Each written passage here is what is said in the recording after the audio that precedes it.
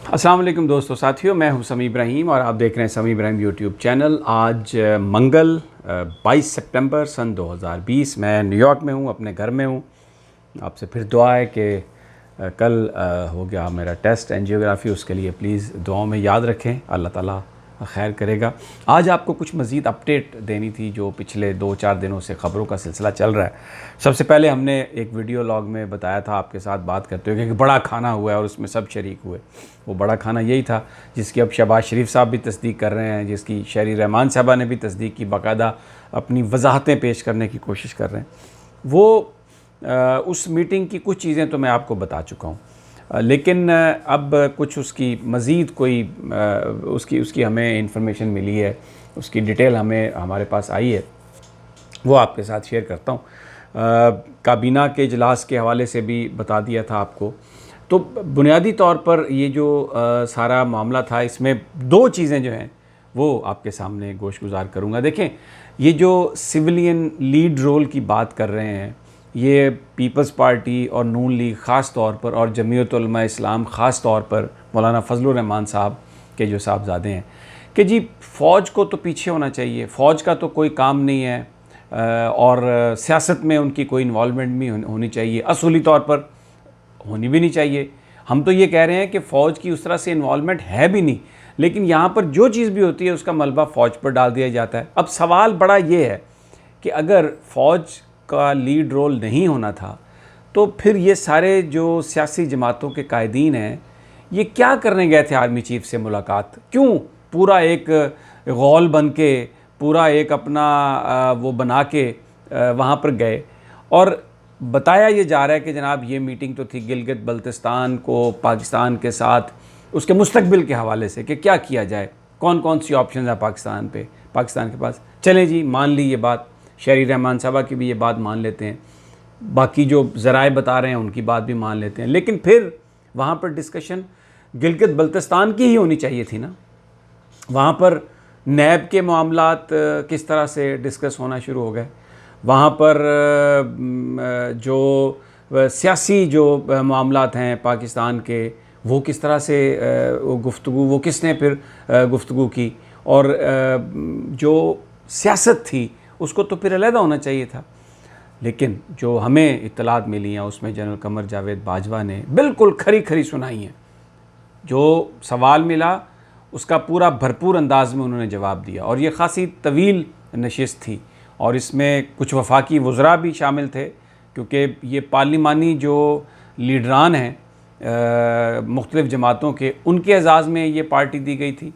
तो उसमें जनाब अपना शेख रशीद साहब भी शामिल थे। एक तो ये मैं आपको पूरी तफसील बताता हूँ। दूसरा, इमरान खान साहब ने, प्राइम मिनिस्टर पाकिस्तान ने, आज काबीना के इजलास में अपने बाज़ वज़रा जो इस वक्त शुतरे बेमुहार की तरह घूम फिर रहे हैं और जो उनके मन में आता है, जो उनके दिल में आता है वो बयान दे देते हैं, उनकी आज सख्ती से उनको इस बात से मना किया। बल्कि अगर मैं ये कहूँ कि उनकी डांट डपट की है तो ये गलत नहीं होगा। बुनियादी तौर पर जो हमें ज़राए बता रहे हैं कि ये मामला शुरू हुआ था कि असद उमर साहब ने श्री मज़ारी साहबा के कुछ स्टेटमेंट्स हैं, ये रिपोर्टेडली एलिजिडली उनके हवाले से कोई बात की थी कि वो जिस तरीके से बयान देती हैं, चाहे वो CPAC हो या पाकिस्तान के फ़ॉरेन ऑफिस की परफॉर्मेंस हो, वो उससे बड़ी एक बदमज़गी पैदा होती है। और फिर दूसरा, जो बहुत सारी चीज़ें सामने आ रही थी, फवाद चौधरी साहब, वो मजहबी मामलात हों, दुनिया में कहीं कोई मामला हो, वो एक बयान दाग देते हैं और फिर बाद में ये कहते हैं कि ये मेरा एक ज़ाती बयान है। तो आज प्राइम मिनिस्टर ने वजाहत से शटअप कॉल दी है एक बड़ी तरीके से, और इनसे कहा है कि आप अपनी औकात में रहें और कोई ज़ाती बयान नहीं होता किसी वज़ीर का। आप गवर्नमेंट का हिस्सा हैं तो आप जो भी बात करते हैं वो समझी जाती। अगर एक वज़ीर एक बात करे तो ये वो कैसे कह सकता है कि जनाब ये मेरी ज़ाती राय है, वो तो गवर्नमेंट ऑफ पाकिस्तान को रिप्रेजेंट कर रहा है। तो फिर वो अगर ज़ाती राय का इजहार करना है, इतनी हिम्मत है ज़ातियात की और कॉन्शियस की, तो वजारत से इस्तीफ़ा दें भाई, और आप पब्लिक में आके तो जो मर्ज़ी बात करें। तो लेकिन आप प्राइम मिनिस्टर के लिए तो कोई बैड नेम ना क्रिएट करें ना। कोई चांद का मामला हो, कोई रिलीजियस मामला हो, कोई शिया सुन्नी मामला हो, वो कोई भी बात हो उस पर बयान दाग देते हैं और गवर्नमेंट के लिए उसके हवाले से फिर प्रॉब्लम्स क्रिएट होती हैं। इलेक्टेड कौन है जी, नॉन इलेक्टेड कौन है। मैं तो पहले दिन से ये बात कर रहा हूँ कि वो कहते हैं ना कि जो आपके साए तले जो लोग हैं वो बहुत सारी प्रॉब्लम्स क्रिएट कर रहे हैं। और ख़ास तौर पर श्री मज़ारी साहबा ने भी जो बयानात दिए, वो चाहे वो ये मोटरवे रेप का हो, देखें गवर्नमेंट कर रही है उस पर, एक बुरा वाक़या नहीं होना चाहिए था, लेकिन पूरी मशीनरी हरकत में आई है। तो उसके हवाले से जो गुफ्तगू इन्होंने की है कुछ वज़रा ने, वो बड़ी नाज़ेबा थी। और प्राइम मिनिस्टर ने आज बड़ी सख्ती से इन वज़ीरों को रोका है और कहा है कि ये आप इस तरह की बयानबाजी मत करें, जो जिसका ज़िम्मा है वो अपना काम करे। और दूसरा, किसी भी वज़ीर की कोई ज़ाती राय नहीं है। मैसेज बड़ा साफ़ है, अगर ज़ाती बात करनी है तो भाई फिर आप काबीना से निकलें और जाएं, जाके ज़ाती बातें करें। अब देखना यह है कि ये जो मुँह फट किस्म के वज़ीर हैं, क्या ये अपने मुँह को लगाम देते हैं या नहीं देते। बहरहाल आने वाले वक्तों में ये बात क्लियर हो जाएगी। और आज वज़ीर आज़म ने बड़ी सख्ती से इनको रोक दिया। अब ज़रा जनरल कमर जावेद बाजवा के मामले पर आते हैं। देखें, वहाँ पर ख्वाजा आसिफ साहब का जो एक मामला था उस पर भी बड़ी बात हुई। और वो ये हुआ कि वहाँ पर जब सवाल हो रहे थे और इलेक्शन के हवाले से बात हो रही थी, जिसका मैंने आपसे पहले अपने वीलॉग में भी ज़िक्र किया कि इलेक्शन के हवाले से ये बात हो रही थी कि जनाब, तो उसमें आर्मी चीफ़ ने कहा कि फ़ौज तो तब आती है जब आप हमें बुलाते हैं, और अगर आप हमें न बुलाएं, आपस में तय कर लें, तो बिल्कुल हमें आने की ज़रूरत नहीं है। और फिर उन्होंने एक बात कही कि इलेक्शन वाले दिन आपके एक शख्स ने, आपकी जमात के एक शख्स ने हमारे साथ फ़ोन पर रब्ता किया और ये कहा कि जनाब धांधली हो रही है। तो हमने उसे कहा कि बिल्कुल कोई धांधली नहीं होगी और बिल्कुल हम इसका बंदोबस्त करते हैं। और बाद में वो शख्स इलेक्शन जीत गया, वो मुस्लिम लीग नून का रहनुमा है। तो पूछा गया कि जनाब वो कौन से रहनुमा है मुस्लिम लीग नून के, तो जिस पर बताया अस्करी क़यादत ने कि ख्वाजा आसिफ हैं, ये सामने बैठे हैं। तो ख्वाजा आसिफ साहब मिलिट्री के साथ राब्ते में रहे, उन्होंने उनकी सीट जो है वो उन्होंने जीती, लेकिन फिर भी बाहर आके वो ये इल्ज़ाम लगाते हैं कि ये सिलेक्टेड हैं प्राइम मिनिस्टर, हालांकि वो ख़ुद जीते हैं इलेक्शन। तो ये इस किस्म की जो सारी गुफ्तगू थी जो वहाँ पर वो चलती रही। फिर नैब के हवाले से कि जी उसको हमें सियासत, अब देखें ये कहते हैं सियासत में फ़ौज इन्वॉल्व नहीं होनी चाहिए। एहसन इकबाल साहब फरमाते हैं इजलास में कि देखें जनाब, ये नैब ने हमारे ख़िलाफ़ मुकदमात बनाए, नैब चेयरमैन एक टूल के तौर पर इस्तेमाल हो रहे हैं। तो जनरल कमर जावेद बाजवा ने वहाँ पर मिलिट्री क़यादत ने ये बात कही कि जनाब आप हमें ये बताइए कि ये जो नैब का चेयरमैन है ये किसने इसको सेलेक्ट किया था? आपने सेलेक्ट किया था, नून लीग और पीपल्स पार्टी ने सेलेक्ट किया था। तो आप अपनी चॉइसेस को बेहतर बनाएं। आप अगर किसी को सिलेक्ट करते हैं और वो बाद में आपकी तवक्कुआत पर पूरा नहीं उतरता, तो उसका जो ज़िम्मा है वो आप, उसका ज़िम्मेदार आप हमें तो नहीं ठहरा सकते, वो तो आपकी अपनी चॉइस है। तो आप बेहतर अंदाज में जो मामलात हैं उनको हल करें, बेहतर लोगों को आप सेलेक्ट करें।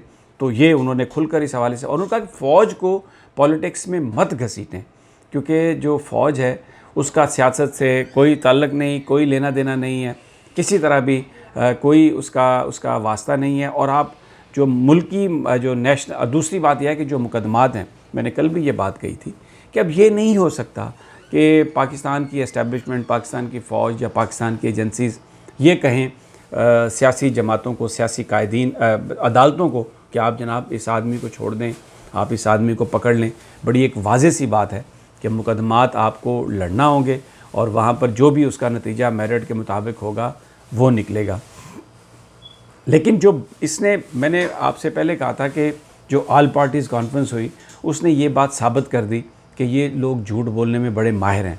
अपनी बीमारी के हवाले से जो झूठ बोल रहे थे वो लोगों ने देख लिया। जरदारी साहब भी ठीक हैं, नवाज शरीफ साहब भी ठीक हैं। इन लोगों ने जिस वक्त ये बीमार थे, कह रहे थे कि बीमार हैं, तो पूरे सारे डॉक्यूमेंटेशन बनाए, टेस्टों की रिपोर्ट्स, हर चीज़। यानी नवाज शरीफ साहब ने तो उनके जो प्लेटलेट्स काउंट है वो 2000 तक चले गए थे। तो वो इसका मतलब है कि सब फेक था, जालसाजी थी, या वो जालसाजी थी या बाद में लंदन से जो इन्होंने रिपोर्ट्स भिजवाई अपनी बीमारी के हवाले से वो जालसाजी पर मबनी है। तो एक तो झूठ बोलते हैं और अपने झूठ को साबित करने के लिए अपने उसके साथ ये डॉक्यूमेंट्स बना लेते हैं। ये मैंने आपको बताया था कि ये वाज़े हो गया ऑल पार्टीज़ कॉन्फ्रेंस में।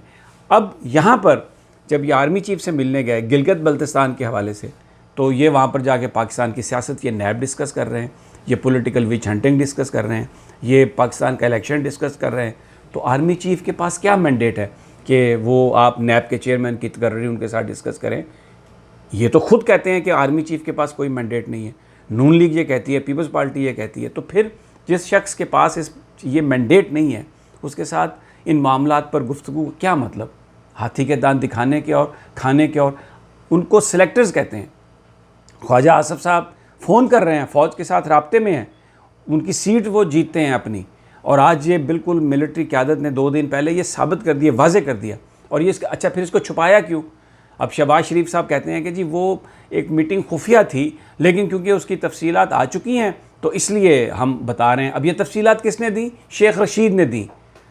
वगरना ये लोग, इसका मतलब है कि ढके छुपे अंदाज में छुप छुपा कर फ़ौज से मिलने को मुनासिब समझते हैं, उस चीज़ को मुनासिब समझते हैं जो इनके लिए इक़्तिदार का दरवाज़ा खोले। और अगर इनको इक़्तिदार ना मिले तो वो सब गलत है, फिर वो सब सिलेक्टेड है। तो क्या है ये सब अपने मफाद की पॉलिटिक्स है, अपने आप को हुकूमत में लाने की सियासत है। अब आवाम के सामने भरपूर अंदाज में पूरी तरह ये जो APC और उसके बाद ये जो मिलिट्री की क़यादत और जिसमें DGI-SI भी शरीक थे, उनके साथ जो मुलाकातें इन्होंने की हैं छुप के, और वो अब उसके बारे में वजाहतें पीपल्स पार्टी भी दे रही है। तो ये बेसिकली सिविलियन लीड रोल है कि आप हमें इक़्तिदार दे दें तो सब ठीक है, अगर आप इमरान खान को इक़्तिदार देंगे वो गलत है। आप दुनिया को पकड़ लें लेकिन हमें ना पकड़ें। हमें आप पकड़ेंगे चोरी के इल्ज़ाम में तो फिर इसका मतलब है कि डेमोक्रेसी ख़तरे में है। और ये जो एहतसाब है ये विच हंटिंग है, ये सियासी बुनियादों पर इंतकाम लिया जा रहा है। बाकी पूरी दुनिया को आप पकड़ लें। ये अपोजिशन की जो पॉलिसी है जिस पे वो बिलीव करते हैं, ये बिल्कुल सामने ये वजाहत से आ गई। और मैं इमरान खान साहब का आपको बता ही चुका हूँ कि आज उन्होंने काबीना में अच्छी स्ट्रॉन्ग मैसेज दिया है।